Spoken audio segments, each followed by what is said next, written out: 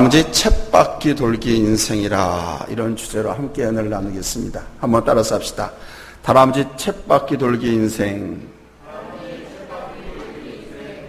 그런 말을 종종 합니다. Life like a squirrel wheel. 다람쥐 쳇바퀴 도는 것 같은 인생이다. 요즘 우리의 일상이 반복의 연속이죠. 아침에 일어나서 씻고, 또 아침밥 준비하거나 또 밥을 먹고, 마스크 챙겨서 불이 났게 학교에 아니면 직장을 향해서 차를 타거나 운전해서 갑니다. 버스나 지하철에서 피곤한 몸을 기대 졸다가 목적지로 향하는 그런 삶의 연속을 어디서나 볼 수 있습니다. 그것도 날 오라 하는 곳이 있고 갈 곳이 있는 사람은 그나마 행복합니다. 점심 먹고 오후 일에 반복이 또 됩니다. 퇴근 후에 집에 들어와서 TV를 보며 쉬거나, 또 경건한 사람은 성경책이나 경건서적을 읽기도 하다가 잠자리에 듭니다. 이 일은 내일도 계속 반복될 것입니다. 그러다가 주일이 되면 크리스천들은 교회로 예배하러 옵니다. 이것도 코비드19 사태 이후 교회로 예배 드리러 오는 것도 있고 있습니다. 몇 분을 제외하고는 어떤 분은 그냥 형식적으로 예배를 드리고 교회 문을 나서기도 합니다. 이렇게 매주 반복적인 삶을 사는 일에 예외적인 사람은 없습니다. 이 반복 속에서 사람들은 허무함과 허탈감을 느끼고, 어떤 사람은 인생의 회의를 느껴서 곤감에 빠지거나 절망감에 사로잡히기도 합니다. 목적이 성취되었다고 후회하지 않는 것도 아닙니다. 큰 업적을 이뤘다고 마냥 즐거운 것은 아닙니다. 오늘 코비드 사태 속에서 오히려 남보다 더 큰 업적과 목적을 달성한 분들은 더 큰 허탈감과 허무함에 빠져 있습니다. 여러분들은 어떠신지요? 지금, 아니 순간순간 이런 허무와 박탈감에 맥없이 놓아버린 자기 자신을 발견하지는 않는지요?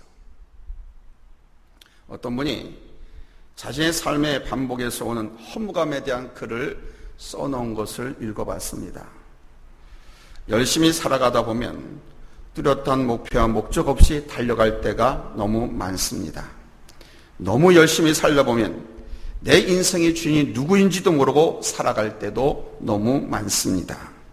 누구를 위해서인지, 누구에 의해서인지, 도무지 무엇을 위해서 나아가는 것인지 아무런 가치도 없이 그냥 무의미하게, 그냥 그렇게 다람쥐가 쳇바퀴를 돌듯이 그렇게 주어지는 대로 막무가내로 나아갈 때가 너무나 많습니다.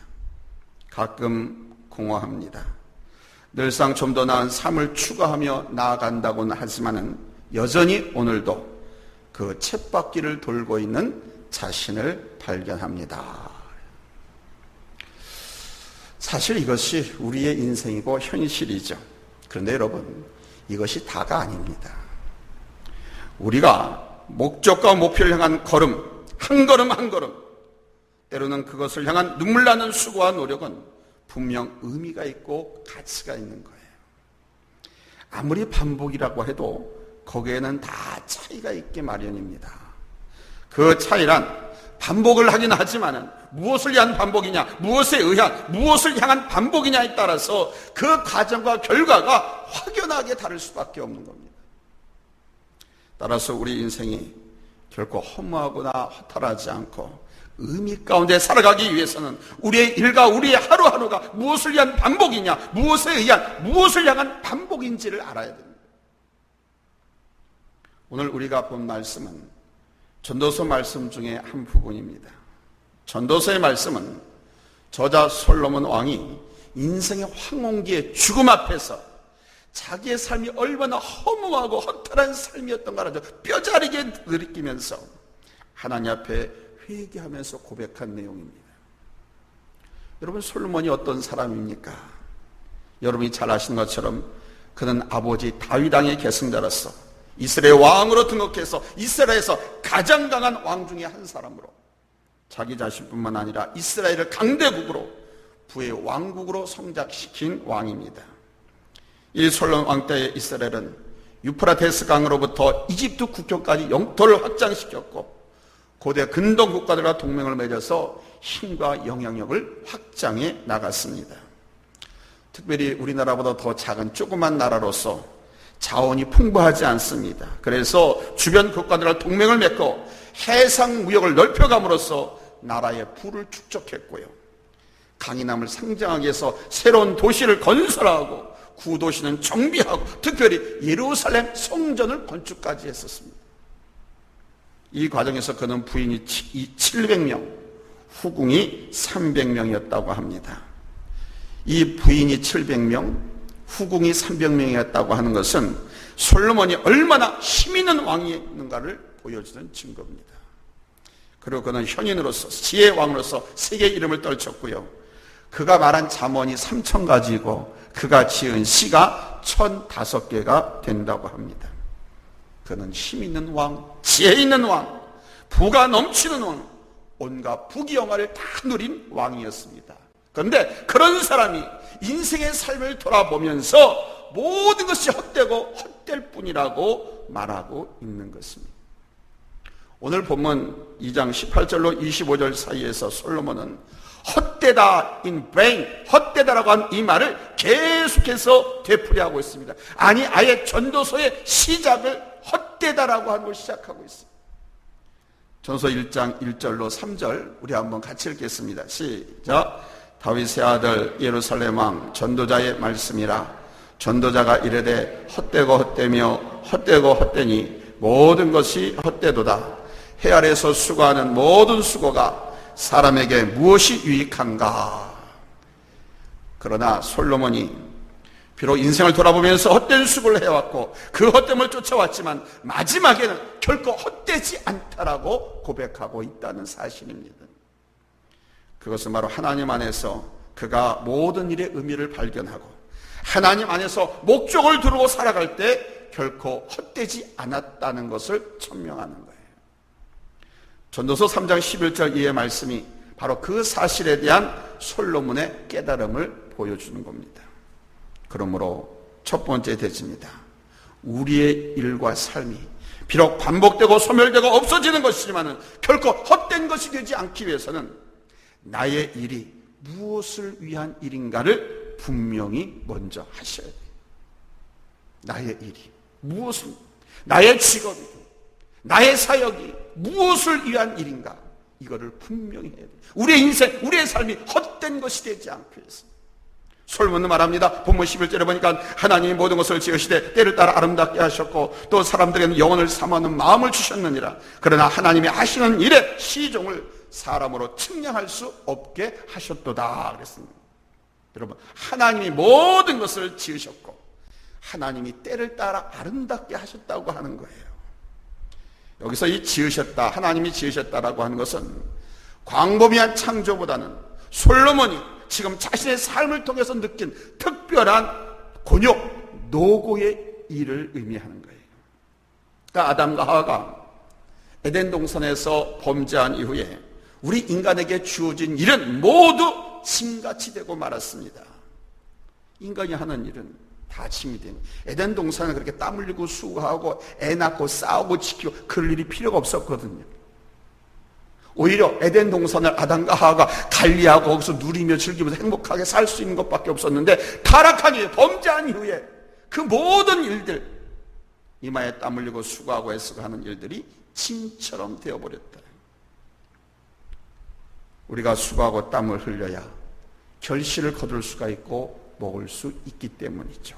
그러나 이것은 우리 하나님께서 주신 것이고 하나님께서 이 과정을 통해서 하나님의 뜻을 이루어 가신다라고 하는 사실을 우리가 알아야 돼요. 때로는 우리가 기쁨을 얻기도 하고 슬픔을 얻기도 하고 때로는 만족하기도 하고 만족하지 못해서 아쉬워하고 힘들어할 수도 있습니다. 그러나 이 모든 과정을 통해서 우리 하나님께서는 당신의 일을 이루시기 위해서 우리에게 이러한 것들을 주셨고 우리의 이 모든 것을 하나님께서 아신다는 겁니다. 그리고 이 모든 것을 조화롭게 하셔서 아름답게 하셨습니다. 성공과 실패도 기쁨과 슬픔도 우리 하나님은 다 끌어안으시고 그 속에서 조화를 이루게 하심으로써 우리의 일과 인생을 아름답게 하신다는 거예요. 매일 반복되는 삶이고 때로는 허탈과 허망함에 빠질 수도 있지만 하나님께서는 바로 우리의 삶과 일을 조화롭게 하셔서 당신의 의를 이루시기 위해서 이끄시라는 그 사실, 나를 그렇게 인도하시고 나의 일과 삶을 사용하신다는 이 사실을 우리가 깨달아야 됩니다. 내가 무엇을 위해서, 내가 누구를 위해서 이 바쁜 반복의 훈련 속에서 움직이고 있는가? 내가 누구를 위해서, 무엇을 위해서 이 수고를 반복하며 살고 있는가? 이거를 분명히 하십시오. 그래야 인생이 헛되지 않습니다. 나를 향한 하나님의 목적이 있고 나는 그 뜻을 이룬다는 것을 알 때 우리는 삶을 창조해 나가게 되는 거예요. 아주 작은 일이라 할지라도 남들의 눈에 띄지 않고 이름도 없이 빛도 없이 그늘진 곳에서 하는 일이라 할지라도 설사 그것이 몇 시간의 아르바이트라가 될지라도 예수 이름을 하고 주의 일에 참여한다는 의식으로 하면 그것은 결코 헛된 일이 되지 않는 것입니다.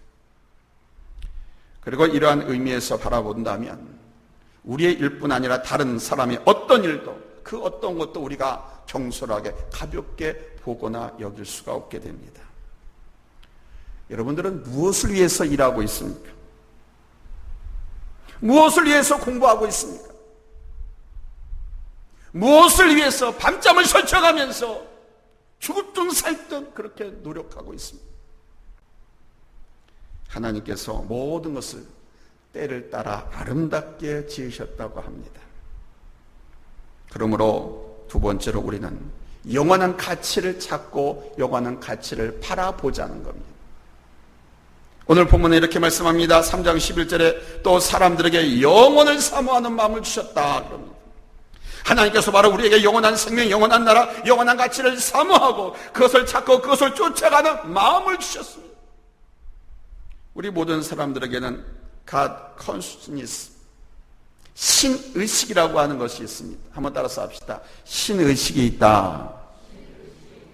나에게는 신의식이 있다. 모든 인간에게는 이 신의식이라는 것이 있습니다. 이것은 바로 태어날 때부터 선천적으로 심겨진 의식으로 우리 장로교의 창시자 존 칼빈은 이 신의식에 대해서 이렇게 말합니다. 인간의 이 신의식은 인간 마음속에 선천적으로 심겨진 것이다. 이 의식은 선천적으로 부여받아서 인간 마음속에 자리 잡고 있는 것으로서 어느 누구도 이것을 부정할 수 없다 그랬습니다. 그렇습니다. 바로 이 신의식 때문에 우리 인간은 고대로부터 종교가 있었고 인간은 신을 찾고 갈망하며 살아왔습니다. 오늘 이 시대에도 여러분도 TV를 통해서 보셨겠지만 원시 종교의 모습을 보여주는 다큐 많이 봤을 겁니다. 제가 언젠가 TV 방송을 통해서 저 남태평양 한 섬의 원주민들이 아직도 고대 원시 종교 같은 종교 의식을 행하는 것을 봤습니다. 이 사람들은 사람이 죽으면 나무 위에다 올려놓습니다. 왜냐하면 사람이 죽으면 한계가 있는 이 세상을 벗어나서 영원한 세계로 간다고 믿기 때문에 그렇게 의식을 합니다. 영원한 세계로 간다고 해서 죽었는데 그래서 울질 않습니다. 곡하지 않습니다. 마치 우리 기독교에서 장례가 나면 하나님 나라에 갔기 때문에 다시 나고 태어나고 고통하고 아파하고 하는 것이 없는 저 천국으로 갔기 때문에 영원한 안식으로 갔기 때문에 우리가 환송과 찬송가를 부르면서 이렇게 환송하잖아요.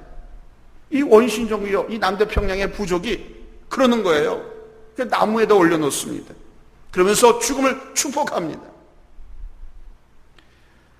원시인들과 비슷한 생활을 하지만은 그들 가운데 바로 신의식이 있고 영원을 사모하는 마음이 있기 때문입니다. 우리나라 역사를 볼 때도 그렇습니다. 고대시대부터 명절이나 국가 행사에는 거의 바로 이 종교의식과 관련되어 있는 것을 볼 수 있습니다. 비록 성경에서처럼 여호와 하나님이라는 이름을 부르진 않았지만 우리 민족이 하늘님, 천지, 전지식명, 천신 이런 것을 불렀다라고 하는 것은 우리 민족 역시 바로 하나님에 대한 신의식을 갖고 있었다는 증거입니다. 프랑스를 대표하는 인문주의자요 무신론자인 볼테르가 우리 기독교에 대해서 이렇게 폄하를 했습니다. 폄하라고 하는 말은 낮게 무시하고 비판한다는 겁니다. 이렇게 비판했습니다. 기독교란 안방 부녀자나 양복 성공이 믿기에는 좋은 것이다. 그러나 지혜로운 자가 믿을 바는 못 된다. 그랬어요. 그런데 여러분, 그가 죽기 전에 자기 담당 의사한테 뭐라고 말하고 죽었는지 아세요? 나는 지금 하나님과 사람으로부터 버림을 받았습니다. 나한테 6개월만 생명을 연장해 주신다면 내가 가진 값진 것 중에 절반은 그리스도 당신께 드리고 나는 기꺼이 지옥으로 가겠습니다. 오 예수 그리스도시여, 당신이 나와 함께 해주세요. 우리나라의 송천승려가 죽어가면서도 그가 남긴 어록에 중생들아 사탄 마귀에게 속지 말아라. 나는 지옥으로 간다. 왜? 여러분들한테 너무 거짓과 사기를 쳤기 때문에. 이제 예수가 오실 텐데 그 예수를 믿어야 구원을 얻는다. 그러고 그가 타계를 했습니다. 모든 사람에게는 바로 우리 하나님에 대한 의식이 있습니다. 이 신의식을 가졌다고 하는 것은 바로 우리 하나님께서 우리의 마음속에 영혼을 사모하는 마음을 주셨기 때문입니다. 이 마음 때문에 인간은 하나님을 찾기도 하고 하나님을 모르면 다른 신을 찾기도 하고 영생의 삶을 사모하면서 갈 수 있게 된 것입니다. 그런데 여기가 끝이 아니라 더 나은 하나님의 나라를 바라보면서 가자는 겁니다. 그 하나님 나라를 향해서 가는 준비 과정이기 때문에 이 땅에서 수고의 땀을 아끼지 않아야 하는 것입니다. 오늘 TV 앞에 또 오늘 이렇게 하나님 앞에 예배 드리는 분들은 특별히 저녁 시간은 주일 낮 예배 시간에 나오신 분들보다 믿음이 좋고요, 신앙이 좋고요. 믿음과 신앙 그게 그건가? 마음이 청결하고요, 하나님의 은혜를 더 사모하고 갈망하는 예비 축복자들이기 때문에 말씀의 수준을 조금 높였어요. 재미가 없잖아요, 그렇죠? 여러분의 믿음과 순위 그렇게 높아서 이렇게 설정을 했어요. 사랑하는 여러분, 내 일과 내게 주어진 모든 것을 통해서 영원한 가치를 발견하고 그것을 사모하면서 나아갔어요. 그래야 비로소 삶의 의미를 찾으시거나 다시 일어설 수가 있습니다. 특별히 이 코로나 시대에 내 삶의 의미를 찾아야 살만하는 거예요. 다시 일어설 수 있는 거예요. 그러기 위해서는 여러분 앞에 놓여진 영원한 삶을 바라보셔야 돼요. 그것은 바로 우리 예수님의 인도하심과 구원입니다. 그 주님을 바라보시기 바랍니다. 세 번째로, 우리의 삶이 허무하고 허탈감으로 끝내지 않고 의미와 기쁨의 삶으로 살아갈 수 있는 길은 하나님께서 우리에게 주신 것이 어떤 것이든 간에 선물로 여기고 그것을 누릴 수 있어야 한다는 겁니다. 오늘 본문에서 말씀하십니다. 3장 12절에 같이 읽겠습니다. 시작. 사람들이 사는 동안에 기뻐하며 선을 행하는 것보다 더 나은 것이 없는 줄을 내가 알았고, 그럽니다.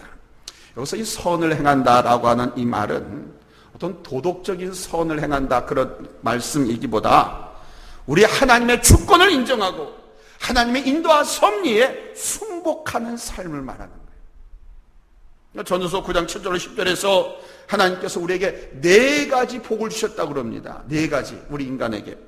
누구에든지 간에. 첫째, 의식주. 그 다음에 아름다움을 가꾸는 것. 뭐 화장하고 머리 깎고 뭐 이렇게 옷 같은 거 입고 뭐 골부할 때 즐겁잖아요. 그 다음에 가정. 아내를 주신 것, 남편을 주신 것. 그 다음에 수고할 수 있는 일거리를 주신 것. 이것이 하나님께서 우리에게 주신 복이라고 합니다. 반대로 생각해. 이걸 뒤집어서 의식주가 없고요, 아름다움 가꿀 수 있는 것이 없어. 누구에게 이쁘고 아름다운 모습을 보일 필요도 없어. 불행한 거죠. 가정이 없어, 아내가 없어, 남편이 없어. 아내가 있어야 되고 남편이 있어야 될 사람인데 없어. 불행한 거죠. 열심히 수고하고 땀을 흘려야 입에 먹을 것이 들어갈 수 있는데 할 일이 없어. 불행한 거죠. 그래서 우리 하나님께서는 우리에게 이 4가지 복을 주셨어요. 바로 이것이 우리 하나님께서 나에게 주신 복인 줄로 믿고 그 의식 안에서 잘 사용하고 누리면서 살아간다고 하면 우리는 허탈감에 빠지지 않을 수가 있습니다. 하나님께서 주신 복이다. 내 자녀도 부모도 아내도 남편도 내 직업도 내 일도. 아멘. 거울을 볼 수 있는 복. 얼마나 누가 뭐 거울도 안 보는 여자 뭐 이상한 노래가 있던데 그건 복이 아니에요. 하나님께서 나에게 주셨다. 하나님께 주신 것을 우리가 감사함으로 받으면 버릴 것이 없다고 했어. 근데 하나님이 그걸 이게 복으로 주셨다고 하니 이 사실을 믿으시고 우리가 기쁘게 살아갈 수 있기를 바랍니다.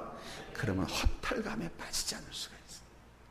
흔히 이야기하는 부부간에 권태기가 오지 않을 수 있고 직장생활, 사회생활도 마찬가지입니다. 하다가 보면 권태기가 와서 딴 거 하고 싶고 바꾸고 싶고 그런 마음이 오는데 이것을 우리가 바로 알면 복이다라고 알면 그런 마음이 싹 다 사라지고 오히려 기쁘게 살아갈 수 있다. 잘 아시는 5달란트 받은 종과 2달란트 받은 종, 그들은 바로 자기들이 받은 것의 의미를 알고 열심히 일했을 뿐만 아니라 그 일을 통해서 자신의 삶을 누렸습니다. 그러나 여러분이 잘 아시는 1달란트 받은 종, 그는 그 1달란트의 의미도 몰랐고 사용할 줄도 몰랐고 때문에 남기지도 못하고 누리지도 못했습니다. 오직 그에게는 주인에 대한 불평불만만 있었습니다. 그가 만약에 1달란트 자기가 가진 것, 받은 것, 그것의 의미를 바로 알았다면 그는 남기는 삶을 살았을 것이고 또한 누리는 삶도 살았을 것입니다. 그러나 그는 몰랐습니다. 그래서 모든 것을 잃었습니다. 그의 삶은 자기가 하지 않아도 주인은 심지도 않은 데서 거두고 해치지도 않은 데서 모으는 사람에게 내가 해본들, 내가 어찌 해본들이라고 하는 허무함, 허탄한 의식으로 자신의 삶을 버렸습니다.